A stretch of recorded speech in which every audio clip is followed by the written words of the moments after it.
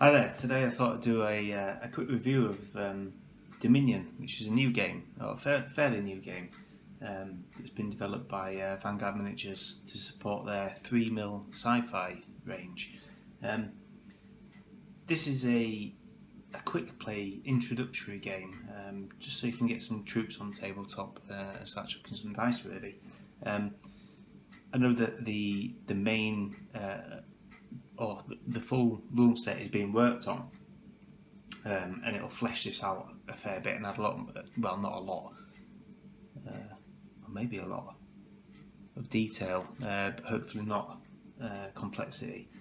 So it'll flesh it out anyway, is what I'm trying to say, and add a lot more to it. But at the moment, this rule set's available on the Vanguard Miniatures website.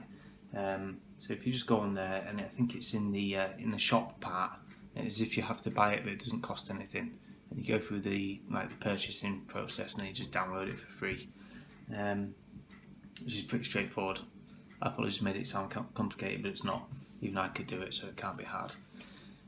So anyway, you download it from there, print it out like I've done, or put it on a tablet or whatever, and there it is. So if you're interested in the kind of science fiction mass battle games, it's well worth having a look at. The miniatures themselves are amazing, and this quick play rule book is actually pretty good as well.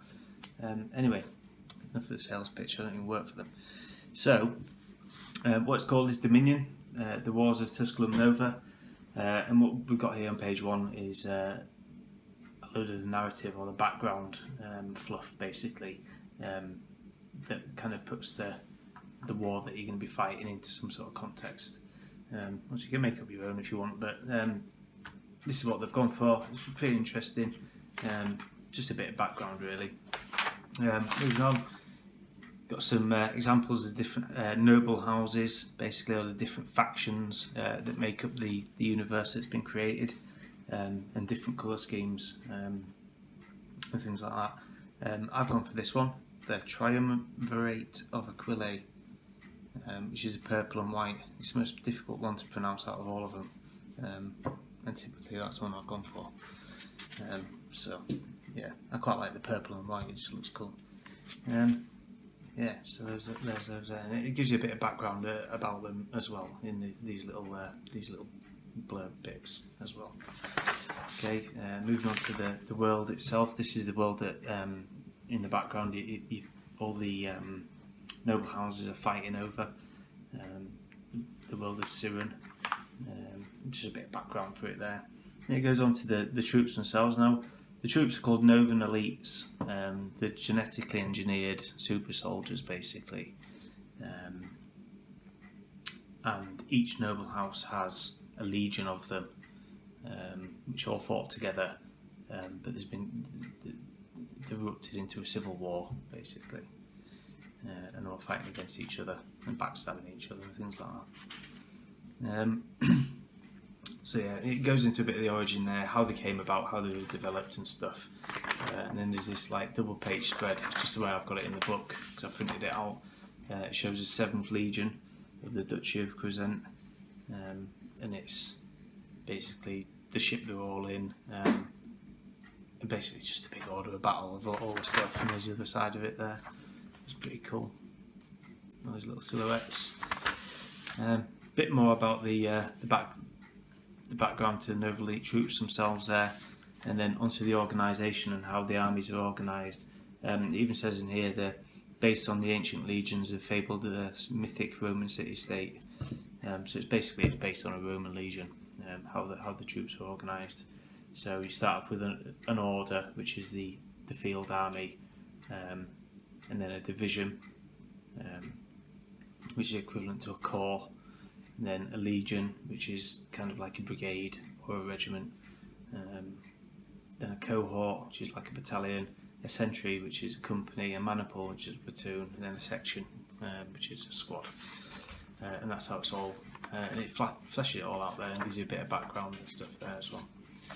Then on to page 7, the rules themselves start.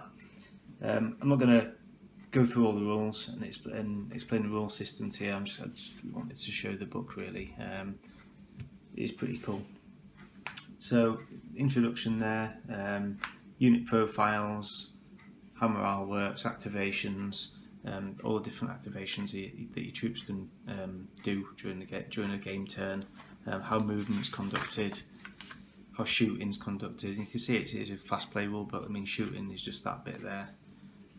Suppression, how that works, and the effect of suppression, close assault, then into the end phase, and then game setup, victory conditions.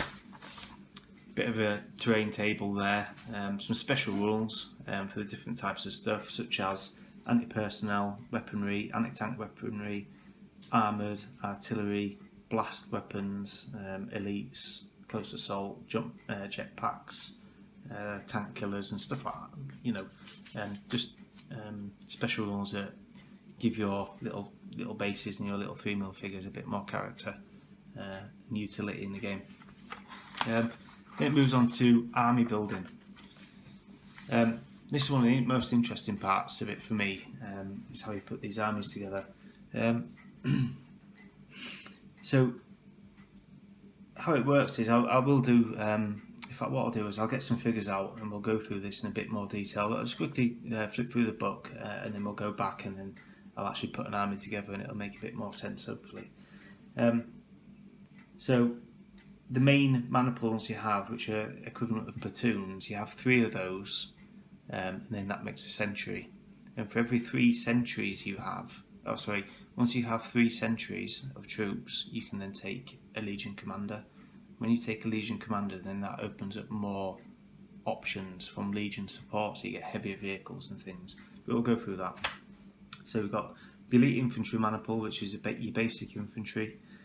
You've got Elite Mechanized, which is mechanized troops, Scorpions, which are light tanks, and then onto mana pool support kit, you've got Veterans, you've got Siege Affray troops, which are more heavily armoured, you've got Forefronts, which are like close assault troops with jetpacks, and then moving on to Elite Command, you have your Cohort HQ, Guardians, which are like main battle tanks, Challengers, which are super heavy tanks, Strikers, which are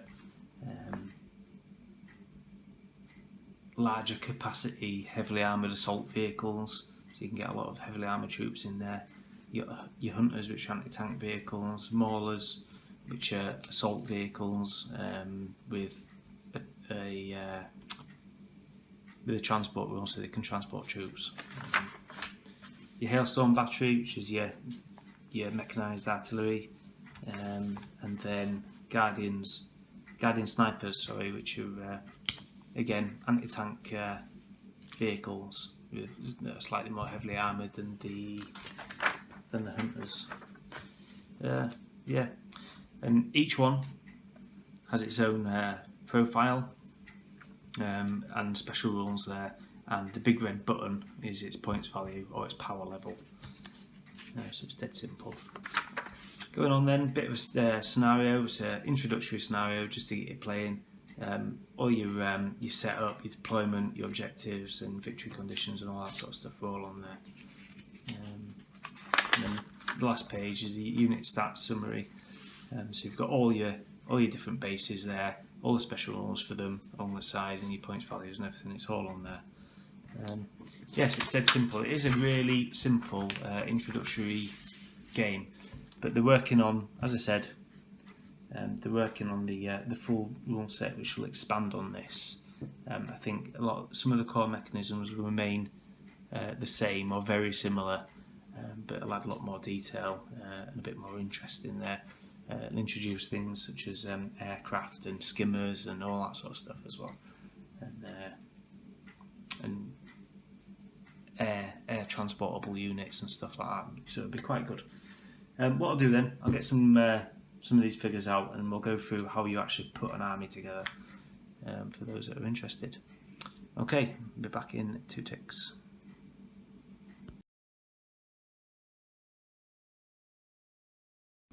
Okay then, so what we'll do now is we'll go through how to set up an army and how to select an army.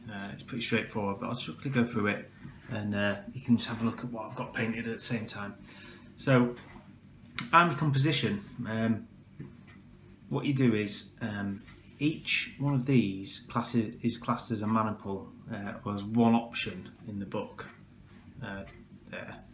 And for each 3 that you take from the maniple's main, okay, that combines together to form a century. So what we've got there is a elite mechanised century. So you've got 3 elite mechanised maniples. Just a point to note, on the way I've based my figures, what you could have is the infantry and the vehicles all on one base together. So what you do in effect is just have 3 bases, but mixed bases. But it's just the way I did it. But like I said before, there's no right or wrong way to do it. It's pretty much personal preference how you want to do it. But anyway, so first thing I've done then, I've got the elite mechanised centuries. So that's one of the building blocks. Now, for each 3 main centuries you have, so once you've got 3 main centuries, you can then take a cohort commander.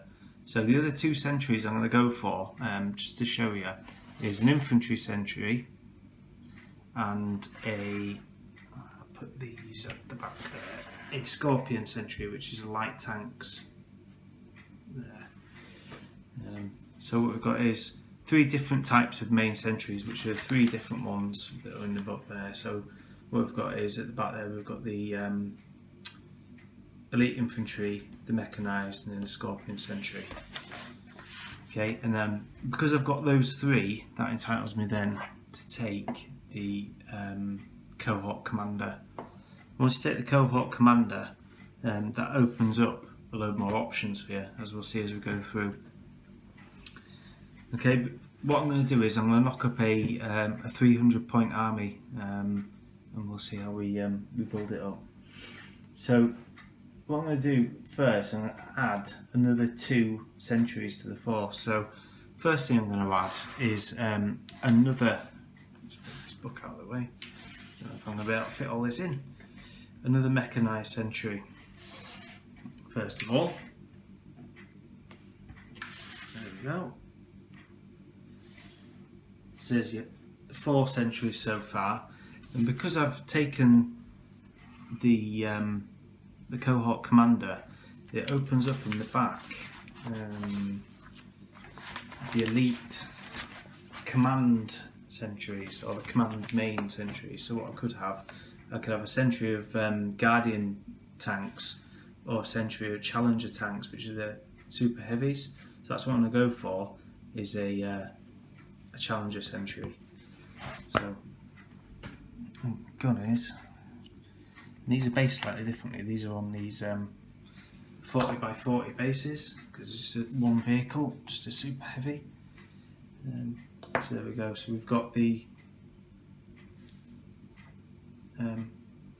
5th century there, which is the challenger century, which are heavy tanks. So that's the main building blocks. Now what you can do is add supporting units to them.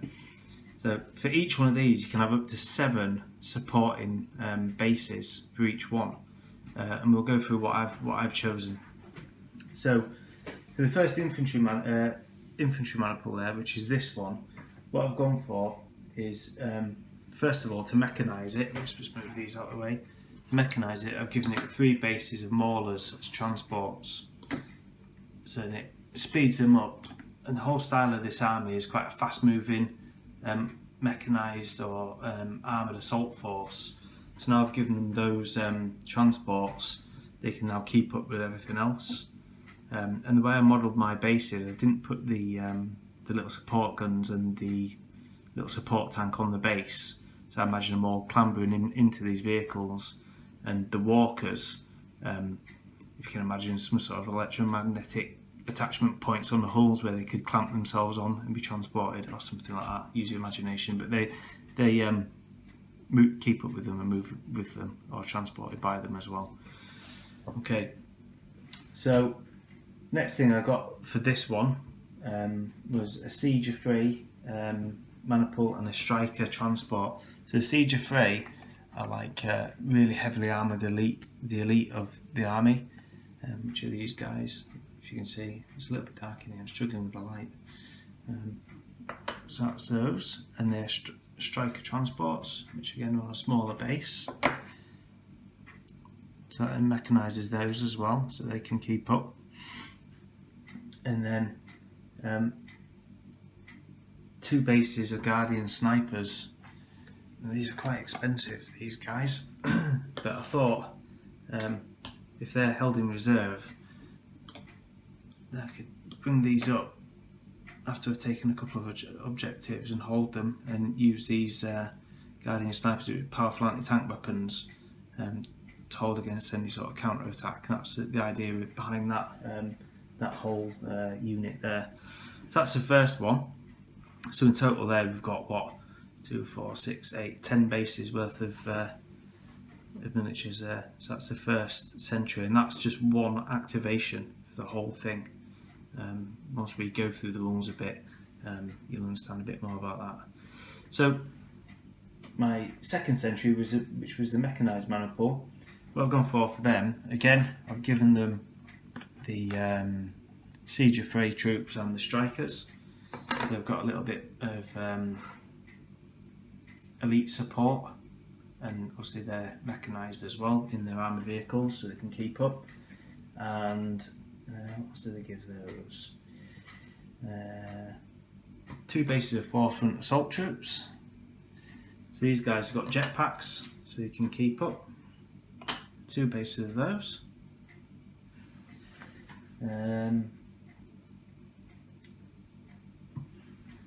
A Guardian detachment, which are the main battle tanks. So I decided to attach a base of those to them as well, and a base of Hailstorm mobile artillery to them as well. So these can actually fire on the move, although the effectiveness is slightly reduced and the range is reduced, but they can keep up supporting fire as they move along with them. Or if they're in a defensive position, they can set themselves up and provide long range fire support. So that's that sentry done. Let's move these out of the way slightly.